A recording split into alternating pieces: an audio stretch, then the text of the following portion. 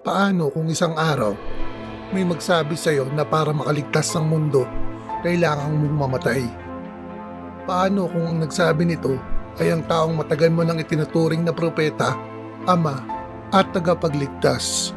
Noong Nobyembre 18, 1978, sa gitna ng masukal na gubat ng Guyana, may gitsyam na raang katao ang nasawi sa iisang lugar dahil lamang sa iisang utos.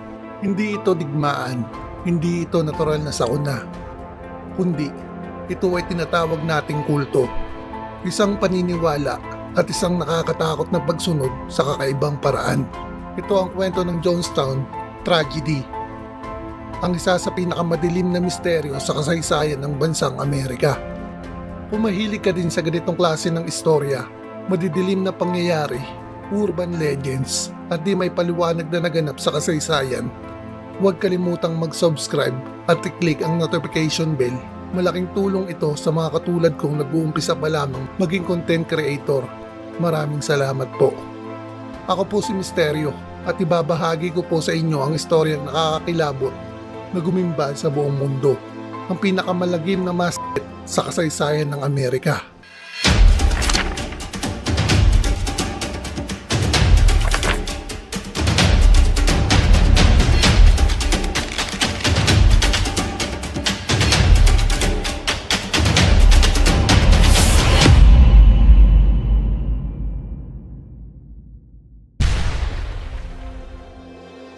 Mag-uumpisa ang kwento natin sa isang tahimik at payapang lugar na tinatawag na Jonestown, sa gitna ng liblib na gubat ng Guyana, South America. Imagine ninyo, walang kalsada, walang signal ang mga telepono, at higit sa lahat, walang takasan o lagusan palabas sa gubat na ito. Dito dinala ni Jim Jones ang mahigit 1,000 miyembro niya at binubuo ng mga matatanda, kababaihan at daang-daang mga inosenteng bata at talagang wala silang alam sa nangyayari. I became my own brand of Marxism. Scratch looking into childhood, what I could talk as well as I think. Less presumptuous, but thoughts move rapidly through the mind. It was difficult to capture them, to type them, to verbalize them. Pinangakuan ni Jim Jones ang mga tagasunod niya ng isang komunidad na puno ng pag-ibig, kapayapaan, at syempre siguro pinangako niya din ang malaparaisong lugar, kaya siguro napasama ang mga miyembro ng kanilang samahan. It's the most beautiful place I've ever been in all my life. I really appreciate being here, being able to work under Father's direction. Ngunit lingid sa kaalaman nila ang totoo, sa likod ng mga ngiti nila may gutom, pagod at matinding takot. Bawal kang magtanong, bawal kang kumontra dahil para sa kanila, si Jim Jones ay kanilang Panginoon. Pero syempre, hindi habang buhay may tatago ang baho. Dahil sa mga ulat ng pang-aabuso, rumisponde ang gobyerno ng Amerika. Pumunta doon si Congressman Leo Ryan kasama ang ilang media personnel. Sa simula, akala nila okay ang lahat. Bumungad sa kanilang isang komunidad na aakalain mong masaya dahil may mga handaan, sayawan, at sobrang init ng pagtanggap ng mga taga Jonestown sa congressman ng US. Walang kakaiba at mukha lang itong normal at masayang komunidad. Pero habang naglalakad si Ryan, may mga miyembrong palihim na nag-abot sa kanya ng note. Ang nakasulat, "Tulungan niyo kami. Gusto na naming umalis." Dito na nagkagulo. Nang subukang umalis ni Congressman Ryan kasama ang ilang defectors, sa airport pa lang, pinagbabaril na sila. Nasawi si Leo Ryan.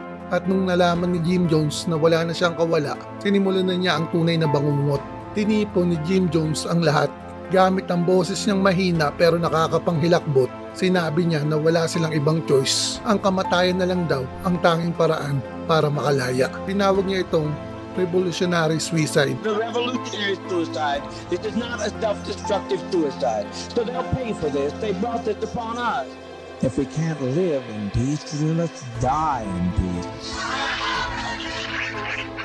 Naghanda sila ng isang malaking drum ng Blay-4-Aid, isang juice na hinaluan ng cyanide, at ang pinakamasakit dito, inuna nila ang mga bata.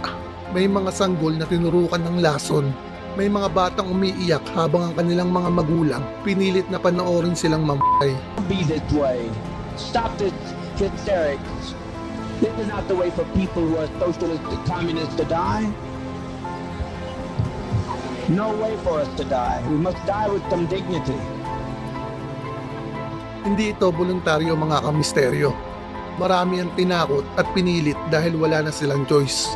Sa loob lang ng ilang oras, mahigit 700 katao ang nakahandusay sa lupa. Tahimik, wala ng buhay. Noong una, ang sabi ng balita ay mas pero sa totoo lang, ito ay mass murder. Bakit? Mahigit 300 na mga bata. Hindi sila pwedeng mag-consent sa pagpapakamat. Pangalawa, maraming bangkay ang may injection mark sa likod. Pangatlo, may mga armadong gwardya na nakabantay para siguraduhin iinumin mo ang lason. At si Jim Jones, natagpuan siyang wala ng buhay na may tama ng bala sa ulo. Hanggang ngayon, palaisipan pa rin kung siya ba ang bumawi sa sarili niyang buhay o may ibang tumapos sa kanya. Dito nanggaling ang sikat na linya na Drinking the Kool-Aid.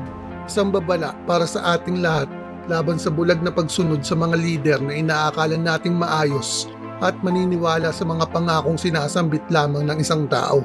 Ang Jonestown ay isang patunay na kapag sinuko mo ang sarili mong pag-iisip at kapalaran sa ibang tao, pati ang buhay mo, kaya nilang pagsamantalahan at kuhanin. Ito ang Jonestown Tragedy, isang paalala na ang tunay na panganib ay hindi laging multo, kundi ang tao mismo. Kung gusto mo pa ang mas malalalim na kwento ng misteryo, kulto at mga lihim ng kasaysayan, alam mo na ang gagawin. Mag-subscribe ka na sa Misteryo PH. I-like ang video na ito at i-share ito sa mga kaibigan mong mahilig sa ganitong usapan. Ako ang inyong lingkod, Misteryo. Hanggang sa susunod na kwento kung saan ang katotohanan ay mas nakakatakot kaysa sakit ng isip.